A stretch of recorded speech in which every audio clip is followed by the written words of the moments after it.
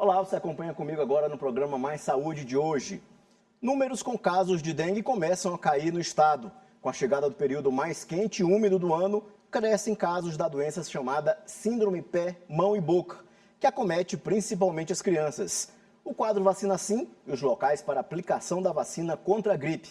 No quadro Fala Doutor desta semana, o alerta para os cuidados com a menopausa. Profissionais da educação participam de uma capacitação promovida pela Escola do Legislativo, com foco na prevenção à violência sexual infantil.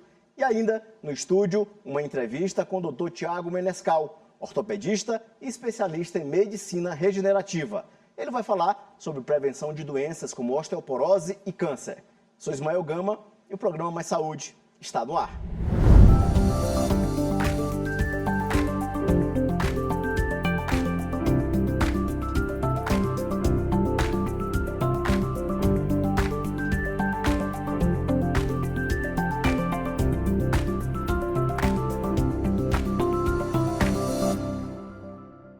Os casos de dengue continuam sendo motivo de atenção em todo o país. E no Maranhão, a situação exige cuidados redobrados. Um levantamento do Ministério da Saúde aponta que até o fim de maio, o estado já contabilizava mais de 4.800 casos prováveis da doença, com São Luís liderando as notificações. 2 óbitos foram confirmados no mesmo período.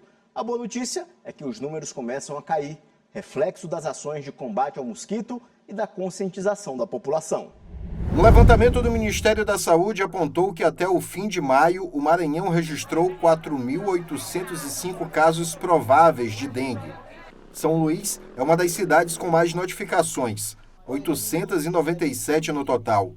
2 óbitos foram confirmados no mesmo período. Este gráfico mostra que a maior incidência ocorre no primeiro semestre, durante o período chuvoso no estado.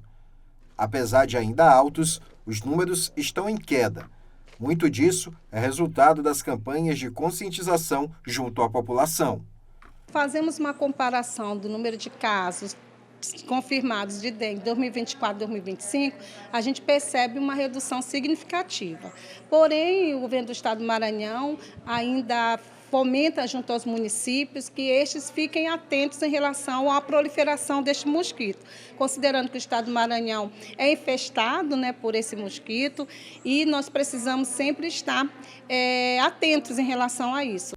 A dengue muitas vezes é confundida com a gripe por conta dos sintomas semelhantes. As duas apresentam febre, dor de cabeça e dores no corpo. Se houver tosse, dor de garganta e obstrução nasal, é mais provável que seja gripe. Já a dor intensa atrás dos olhos, dores musculares e articulares fortes, além de manchas vermelhas na pele, são sinais de dengue. O quadro gripal, ele tem febre também, cefaleia, a dor de cabeça também é intensa, mas ela tem basicamente sintomas respiratórios. Então ela tem o que? Coriza, tosse, expectoração, dor da garganta. Então esse é o quadro mais característico. E eventualmente pode haver também um quadro de diarreia associado, principalmente nos casos de influenza. Ok? O estado gripal pode ser resfriado comum, causado por rinovírus, adenovírus, vírus assim mais fracos, e H1N1, H3N2, que é o vírus da influenza, que caracteriza a gripe. Essa sim é gripe, que é um quadro mais severo. Então temos que ter cuidado, procurar auxílio médico sempre que possível. Então, quando procurar auxílio médico? O mais rápido possível, tá? Evitar principalmente a automedicação, se hidratar, usar o mínimo de sintomático possível e procurar um posto de saúde, uma UPA, qualquer unidade de saúde. A dengue é transmitida pelo mosquito Aedes aegypti. Órgãos de saúde intensificam as ações para alertar a população e reforçar as medidas de prevenção. A capacitação dos profissionais que atuam no combate ao mosquito também tem sido ampliada. Nós oferecemos capacitações aos profissionais da saúde para que eles possam notificar os casos suspeitos, sabendo que são doenças de notificação compulsória. A partir do momento que se suspeita, é necessário a notificação, porque quando se percebe aumento de casos suspeitos, isso dá embasamento para que o gestor possa estar tomando as ações preventivas o mais rápido possível naquela localidade. Com a chegada do período mais quente e úmido do ano, cresce a preocupação com doenças típicas dessa época. principalmente entre as crianças. Uma delas é a chamada síndrome mão-pé-boca, que provoca febre, feridas na boca e lesões na pele. Apesar de ser comum na infância, a doença pode afetar pessoas de todas as idades. E o mais importante, é altamente contagiosa. Estas são imagens do Sebastian. Ele tem 3 anos e contraiu o vírus que causa a doença popularmente conhecida como pé-mão-boca. Ele foi mais afetado na língua. Neste período, é comum o surgimento desta infecção contagiosa que provoca lesões na boca e erupções cutâneas nas mãos e pés. É mais comum em crianças, mas também pode afetar adolescentes e adultos. A mãe do Sebastian lembra como tudo começou. Ele se queixava muito de dor na boca, né? À noite, na hora de dormir, ele não conseguia dormir direito. E aí, uma vez pela manhã, na segunda vez que ele reclamou, a gente viu a boca e na ponta da língua tinha uma afta. A pediatra dele avaliou, viu direitinho e viu que ele estava com lesões na garganta. Além da língua, tinha garganta e ele começou a ter bolinhas vermelhas nos pés. E aí ela disse que era de fato pé, mão, boca. A transmissão ocorre em contato direto com a saliva, fezes ou outras secreções. O período de maior transmissão acontece durante a primeira semana da doença. A boa notícia é que, na maioria dos casos, os sintomas são leves e podem ser confundidos com um resfriado comum. Esta fisioterapeuta trabalha com a laserterapia, tratamento que utiliza um laser de baixa potência para estimular a reparação tecidual e a cicatrização, e fala sobre a doença. É um período sazonal da doença, da síndrome mão-pé-boca. É uma doença viral altamente contagiosa entre as crianças, principalmente nessa faixa etária até 5 anos de idade. E é um período que ela se prolifera muito, porque é o período chuvoso, é o período que está mais úmido, então os vírus eles realmente se aproveitam desse período para se proliferar. O interessante é que a Júlia tem um filho de 3 anos, que também já foi infectado com o vírus. Os pais devem ficar atentos aos principais sintomas: febre, erupção cutânea nas mãos, pés e boca, ulcerações dolorosas na boca, estomatite, são aquelas aftas na boca. Não existe tratamento específico para a doença.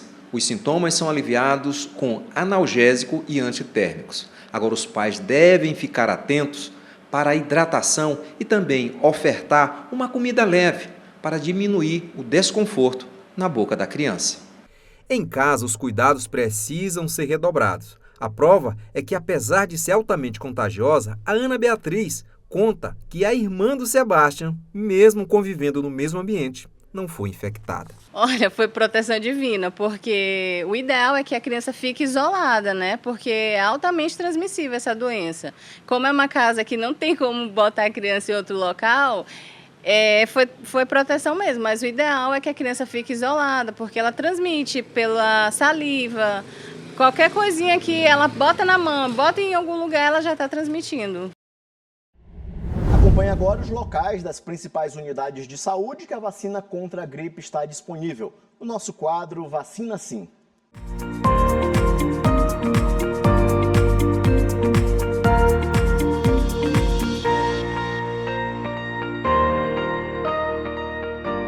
Veja agora as unidades de saúde para tomar a vacina contra a gripe.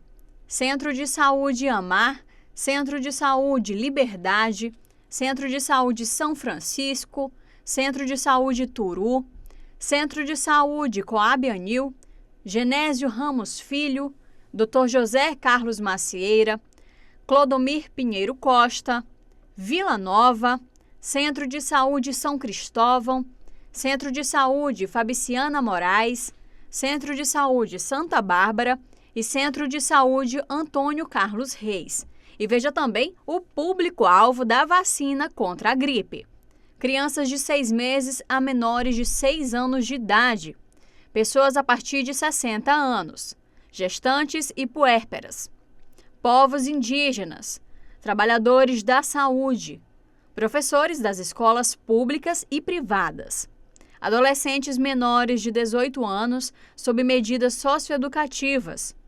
População privada de liberdade com 18 anos ou mais. Funcionários do sistema prisional. Pessoas com doenças crônicas não transmissíveis e outras condições clínicas especiais. quilombolas, pessoas com deficiência permanente a partir dos 12 anos de idade, profissionais das forças de segurança e salvamento e das Forças Armadas, pessoas em situação de rua e caminhoneiros, trabalhadores de transporte coletivo rodoviário, de passageiros urbanos e de longo curso e trabalhadores portuários. Esse foi o quadro Vacina Sim.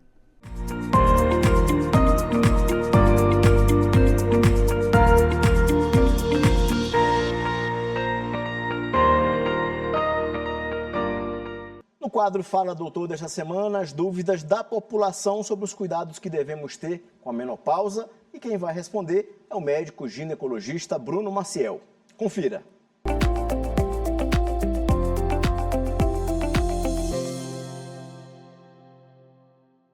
Eu queria saber qual a diferença entre a menopausa e o climatério. Esses conceitos, eles até se confundem, porque a menopausa é um termo consagrado pelo uso, que representa o climatério. Mas, na verdade, se a gente for analisar, digamos, semanticamente e didaticamente esses conceitos, eles são completamente diferentes. O climatério é uma fase, a fase da vida da mulher, desde o início dos sintomas de deficiência ovariana, de insuficiência ovariana, até a chamada senectude, que é quando a mulher atinge a idade de 65 anos. Nesse meio ponto existe a menopausa. A menopausa nada mais é que uma data, a data da última menstruação. E ela só é descoberta depois que ela menstrua e fica 1 ano sem menstruar. Então a menopausa é um diagnóstico retrospectivo. Só 1 ano depois que a mulher não menstrua é que ela tem a data da última menstruação, que representa a menopausa na fase do climatério. Boa tarde, sou a Jerusa Holanda. Ainda é possível engravidar após a menopausa? Olha, é raro acontecer a gravidez, mas ainda é possível. A população de óvulos dos ovários das mulheres na menopausa, ela é muito escassa e a qualidade desses óvulos é menor também. Então, assim, é bem difícil para a mulher engravidar após a menopausa, só que é possível. A gente vê algumas mulheres, por exemplo, no interior do estado, que engravidaram aos 50 anos após deixarem de menstruar. Isso não é a regra do jogo, mas acontece. E ainda assim, puxando para a nossa seara da reprodução humana, as mulheres elas podem preservar sua fertilidade, congelar óvulos e assim usar os óvulos após a menopausa, os óvulos da paciente dela quando ela era jovem, após a menopausa e assim engravidar. Gostaria de saber, há necessidade de reposição hormonal durante a menopausa? Olha, a paciente pode ser candidata à terapia hormonal. E essa candidatura ela pode ser validada ou não, dependendo dos sintomas e dos exames de laboratório que nós médicos ginecologistas costumamos pedir para essa paciente. Por exemplo, um rastreamento para câncer de mama, como mamografia, ultrassom de mamas, um rastreamento para câncer de colo do útero e de endométrio, com ultrassom transvaginal preventivo, um rastreamento para a parte óssea dessa mulher, densitometria óssea, rastreamento para cânceres do trato gastrointestinal, com sangue oculto nas fezes, eventualmente uma colonoscopia, entre outros exames. Ela fazendo esses exames e não tendo risco de aumento de câncer ou aumento de eventos de trombose, por exemplo, ela é sim uma pessoa que está habilitada para iniciar o tratamento de terapia hormonal. Gostaria de saber quais as principais mudanças percebidas durante a menopausa. As principais mudanças percebidas durante a menopausa são mudanças corporais na mulher, especialmente com relação aos sintomas chamados vasomotores, os fogachos, os calores, as ondas de calor, o ressecamento da pele, ressecamento dos genitais, por exemplo, ressecamento vaginal, e alterações da parte psicológica, alterações de humor, podendo até evoluir para uma depressão, e aí às vezes a gente tem que tratar com determinadas medicações até antidepressivas para isso, mas o importante, o recado para essa mulher na menopausa é se aceitar. Se aceite do jeito que você é, porque isso é uma mudança natural. A gente não tem muito o que fazer com a natureza. A natureza da mulher é assim. E vejam pelo lado bom, o benefício de vocês terem uma longevidade, viverem bastante. Olá, meu nome é Ana Clara Dias e eu queria saber se pode se deixar de ir ao ginecologista após a menopausa. Nunca se pode deixar de ir ao ginecologista em fase nenhuma na vida da mulher, ainda mais na menopausa. Existem outras doenças ginecológicas que podem ser diagnosticadas, como, por exemplo, câncer de colo do útero, que a gente faz aquele preventivo ginecológico, os cânceres de mama, que a gente pode fazer a mamografia. Essas doenças também aparecem nas mulheres da menopausa. Então, não se pode deixar de ir ao ginecologista em fase alguma da vida da mulher. Sou Rai Martins, não quero e não posso utilizar hormônio. O que faço para aliviar os sintomas da menopausa? Olha, essa é uma pergunta muito complexa e muito vasta. Então a gente vai falar algumas coisas que a mulher pode fazer para tentar aliviar os sintomas em caso de não utilizar a terapia hormonal. Por exemplo, vou falar logo da parte negativa. Evitar o uso de café em excesso, evitar consumo de doces, por exemplo, chocolates em excesso, doces industrializados em excesso, porque isso tudo faz com que a mulher tenha um aumento da dilatação dos vasos dela. E isso piora os sintomas vasomotores, os sintomas de ondas de calor. E também fazem mal para a saúde, né? Todos os excessos desses condimentos fazem mal à saúde. E de pontos positivos para o climatério, o que ela pode fazer? O que ela pode fazer uso? Fazer uso de, por exemplo, frutas e verduras, vegetais verdes escuros. Tudo isso faz melhorar o aporte de estrogênio natural no corpo da mulher, porque a menopausa, o climatério, nada mais é que a deficiência desse hormônio, do estrogênio. Outra coisa boa para utilizar, derivados de soja, leite de soja, com comidas também com soja, grãos, lentilhas, linhaça. Todas essas coisas que no final das contas são boas para melhorar a dieta dela, também são boas para aliviar os sintomas da menopausa.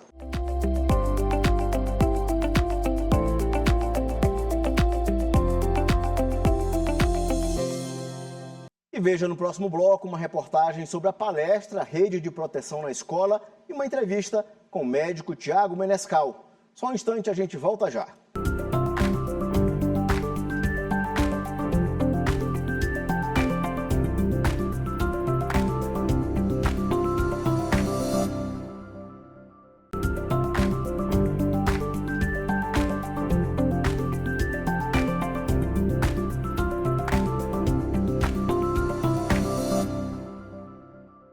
Profissionais da educação participaram de uma capacitação promovida pela Escola do Legislativo com foco na prevenção à violência sexual infantil.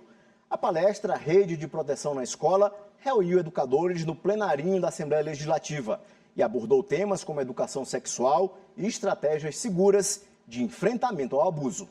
Educadores participaram da palestra Rede de Proteção na Escola, promovida pela Escola do Legislativo no plenarinho do Parlamento Estadual.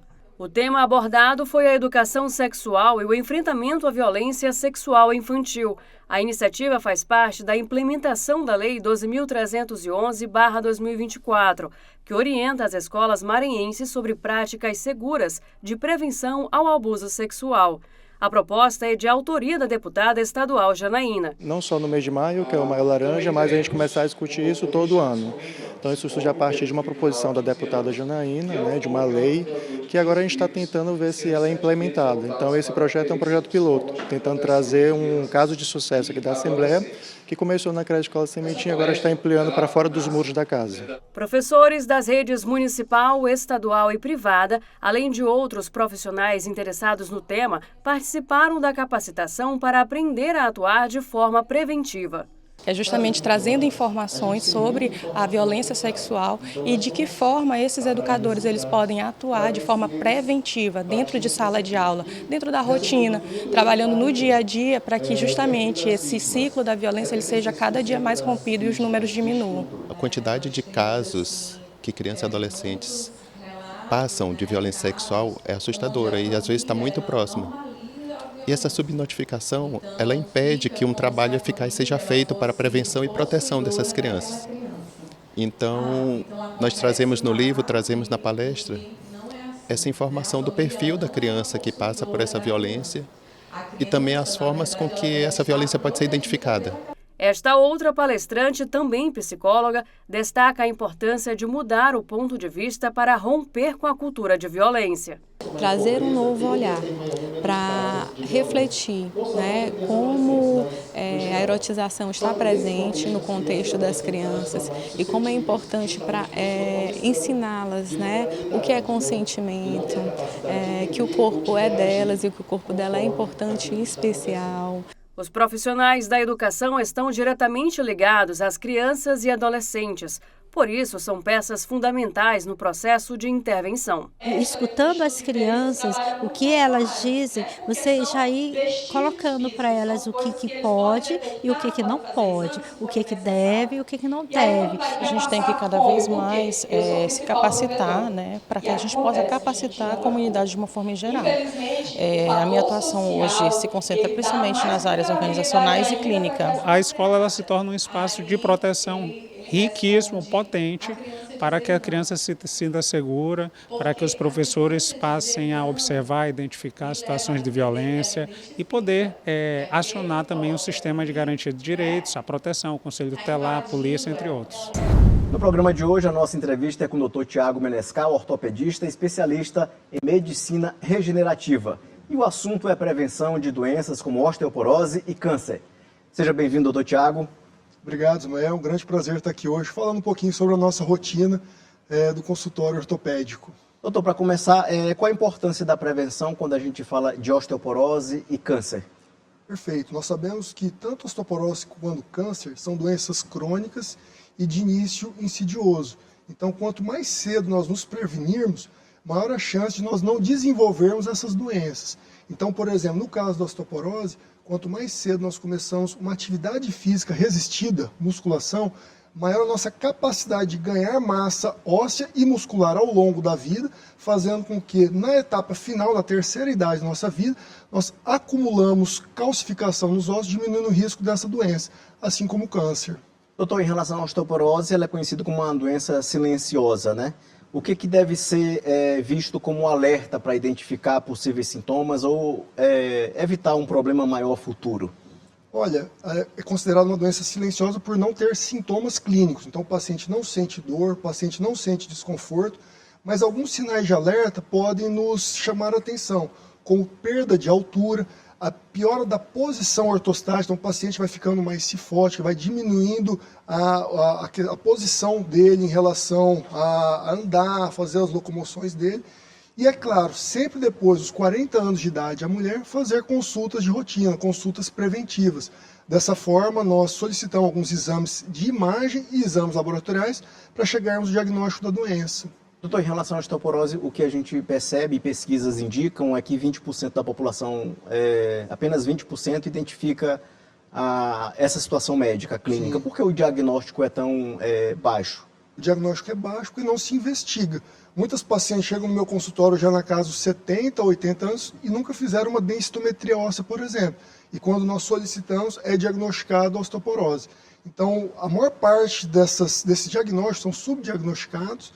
E você falou em relação a números, a estatística que nós temos é que mulheres acima de 60 anos, mais de 70% delas apresentam ou osteopenia, que é um estágio antes da osteoporose, ou a própria osteoporose.